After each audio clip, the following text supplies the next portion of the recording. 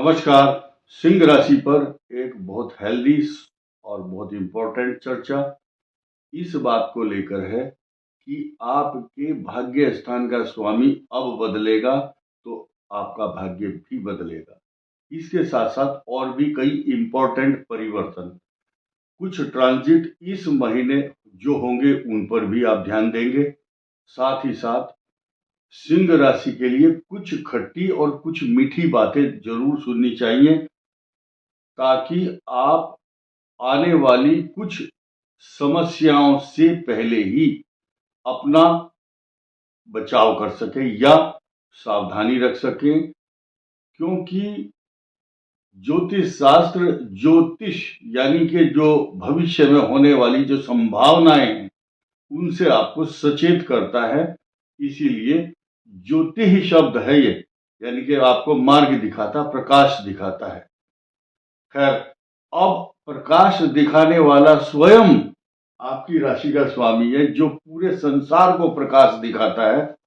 आभा मंडल से अपनी यश, कीर्ति और अपनी एक्स्ट्रा ऑर्डिनरी ऊर्जा से पूरे ब्रह्मांड को आलोकित और प्रकाशित करता है। ऐसे ही सिंह राशि का स्वामी जो सूर्य है, तो सिंह राशि वाले स्वयं ही आलोकित और प्रकाशित हैं। लेकिन फिलहाल जो स्थिति चलती है ग्रहों की, तो और ग्रहों की भी गणना यहां बीच में क्यों ना की जाए, तो आप ध्यान दीजिए।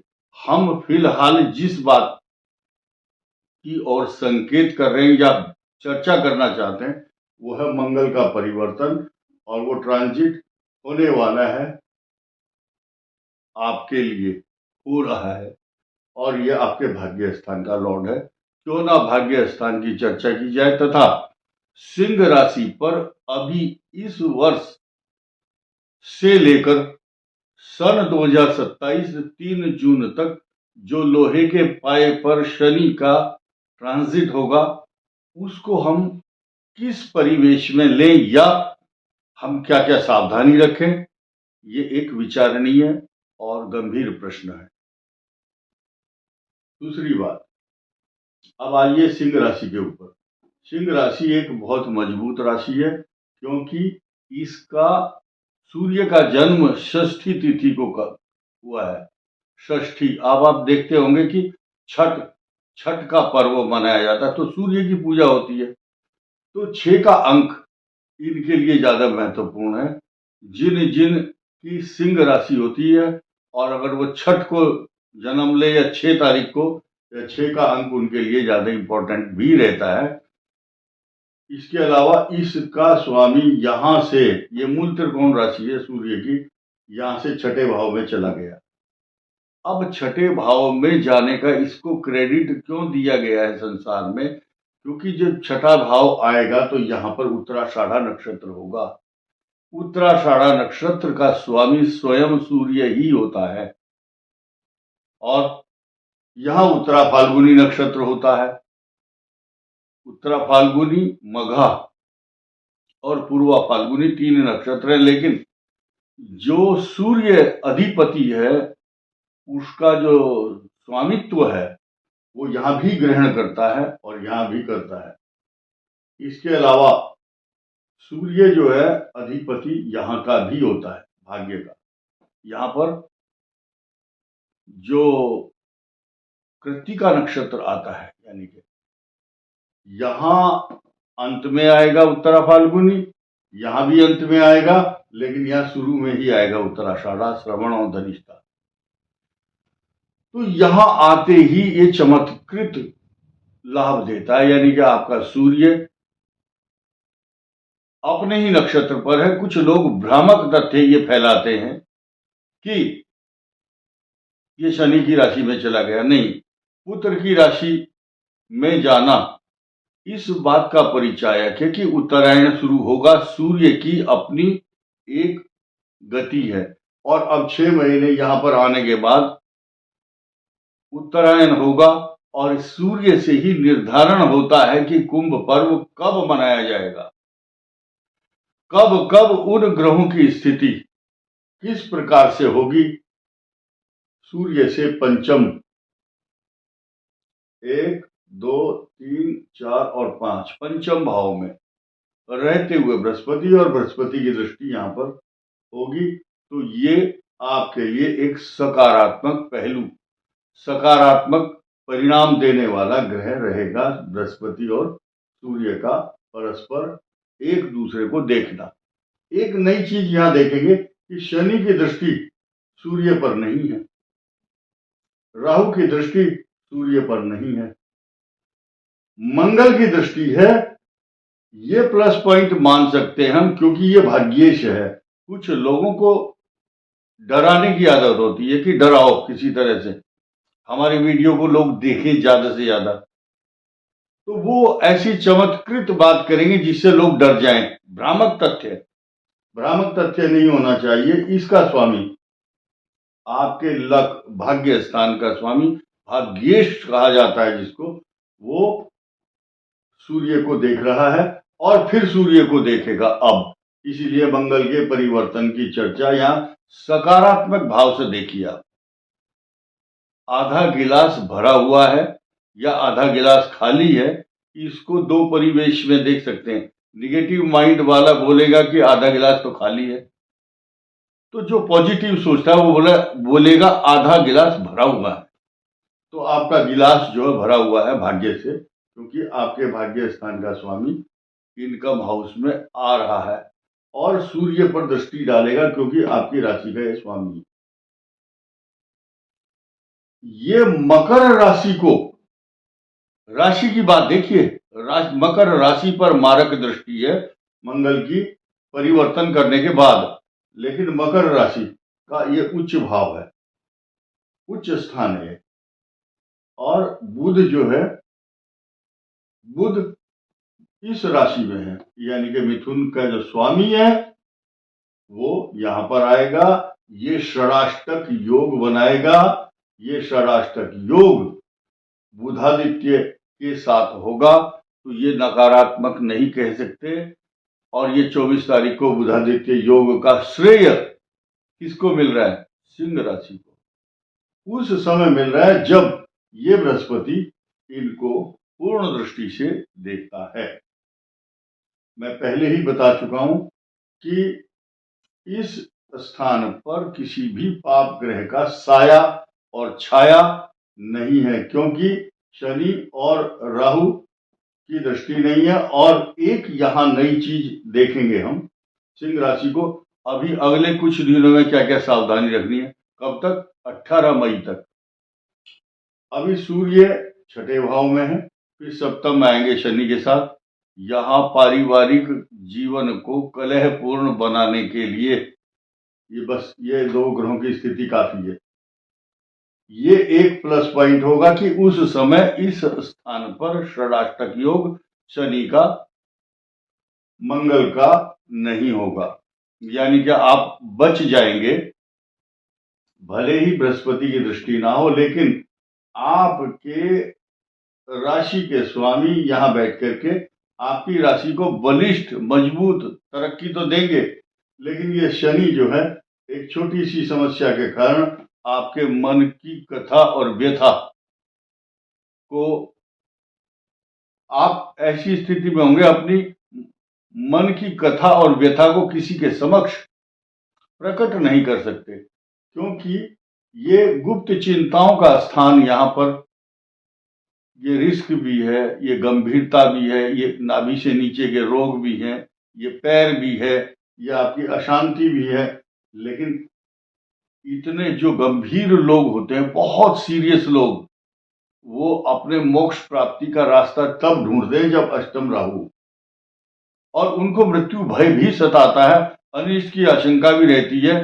किसी को लगेगा कहीं ऐसा ना हो मैं सोते सोते मेरे को कोई हृदय गति रुक जाए, मेरे को शुगर में प्रॉब्लम ना हो जाए, मेरी वाहन से टक्कर ना हो जाए, मेरे को कोई शत्रु मार ना दे। इस प्रकार की अनिष्ट की आशंकाओं से युक्त होता है मनुष्य। और रोगों की बात करें तो राहु गुप्त रोगों का कारक है। गुप्त शब्द के अर्थ यह है कि जिस बीमारी का डायग्नोज नहीं हो पाता, डॉक्टर भी भ्रमित रहते हैं। एमआरआई और ब्लड रिपोर्ट में कोई कोई दोष, कोई रोग की पहचान नहीं होती है। ये एक उसका कारक है राहु यहाँ पर। और केतु और राहु दोनों ये ऐसे छुपे हुए रुस्तम हैं कि इनका कोई खगोलीय पिंड नहीं है, ये दोनों छाया ग्रह हैं। ये आकाश में अपनी कोई आकृति लेकर के नहीं बैठे हैं, जैसे कि बृहस्पति राहु, बृहस्पति शुक्र, सूर्य, चंद्र, मंगल। मंगल के ऊपर उपग्रह छोड़ दिया, तो राहु के ऊपर किसी ने नहीं छोड़ा आज तक, क्योंकि वहां वो हवा है, छाया है, कुछ नहीं है। ये ढकते हैं, सिर्फ सूर्य और चंद्रमा को कवर करते हैं। इसीलिए इन दोनों का जो विशेष रिलेशन है पितृदोष का कारक और चंद्र दोष ग्रहण योग सूर्य और चंद्रमा से है। एक नई चीज सुनिए, ये 27 तारीख को शुक्र यहाँ पर उच्च राशि में आएंगे और आपके पराक्रम स्थान और दशम स्थान, इन दो स्थानों के स्वामी होंगे। शुक्र के साथ इनकी पटती है, क्योंकि ये देवताओं के स्वामी होते हैं, गुरु हैं बृहस्पति, और ये दैत्यों के हैं। तो दैत्य और ये जो राहु है, ये एडवाइजर है, सलाहकार है। किसका? शुक्र का भी सलाहकार है, या मित्र भी कह सकते हैं।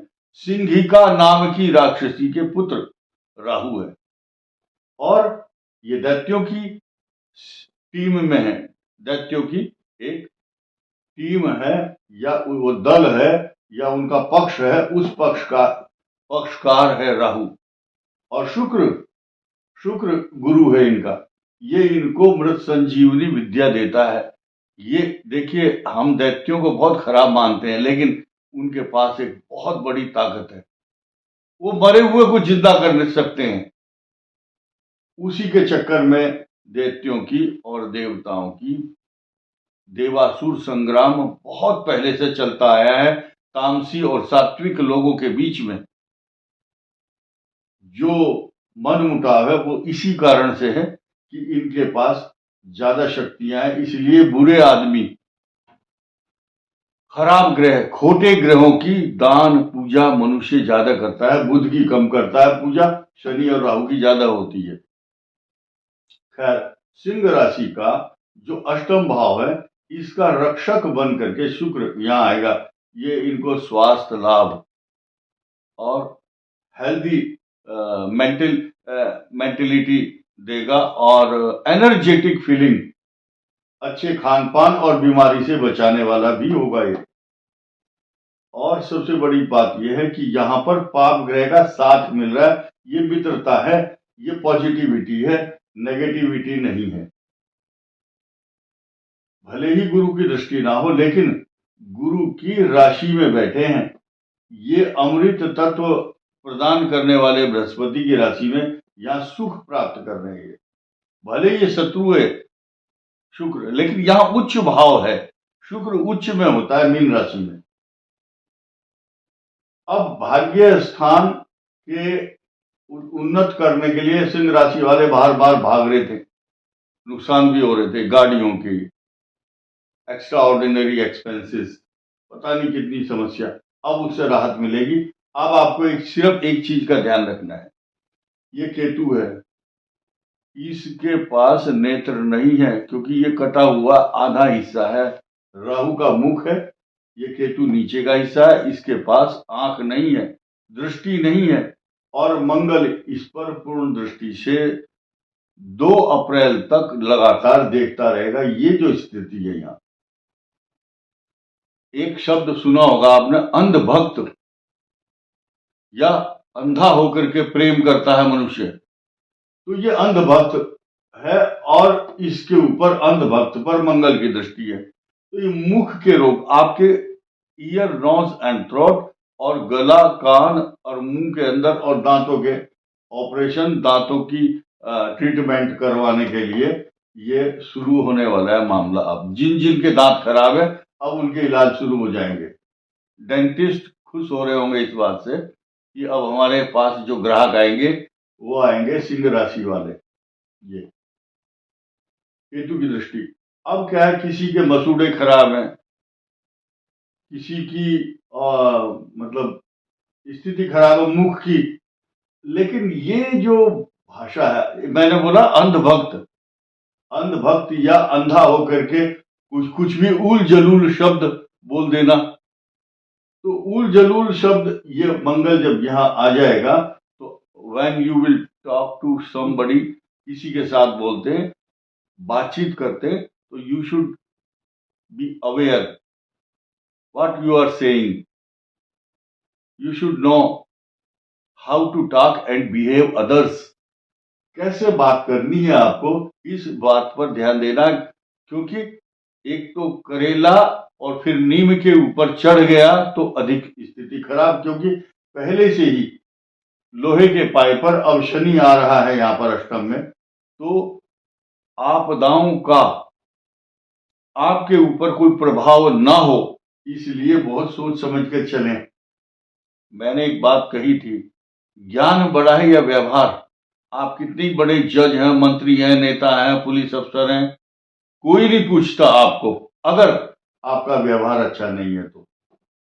आप कितने बड़े ज्ञानी हैं, आपने बहुत शास्त्र पढ़े हैं, but jurisprudence, if you don't know how to talk and behave, अगर आपका बिहेवियर पैटर्न अपने नौकर चाकर, अपने इष्ट मित्र, बंधु बांधव, रिश्तेदार या जिनके साथ डीलिंग करते हैं, कोई दुकान करता है, कोई बिजनेस करता है, कोई, अगर आपकी कम्युनिकेशन स्किल अच्छा नहीं है तो भाग्य कुछ नहीं करता।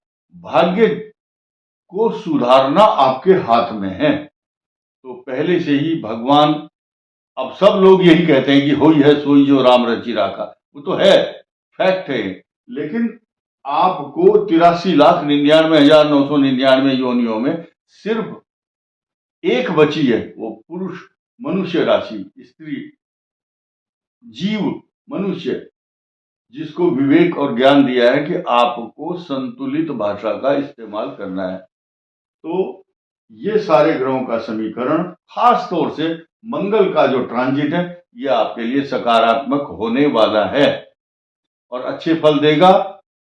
ढैया जब आएगी आपके व्यवहार के कारण और आपकी पाठ पूजा, आपके भगवान जी हनुमान जी की उपासना, खास तौर से पंचमुखी हनुमान जी, आपके जो आराध्य देवता है वो है हनुमान। हनुमान जी पंचमुखी जो मूर्ति है उनको अपने घर में रखें, उनके दर्शन करें, उनकी पूजा करें। 4 दिशाएं होती हैं, चारों दिशाओं से हनुमान जी रक्षा करेंगे। जो 5वां मुख है उसका नाम है अश्व, वो आकाश की तरफ देखता है। आकाश से आने वाले ग्रहों की जो खराब रश्मि, ऊर्जा और नकारात्मक प्रभाव है उसको रोकने का काम करते हैं। हनुमान जी की उपासना कीजिए। इस वीडियो में इतना ही। धन्यवाद। नमस्कार।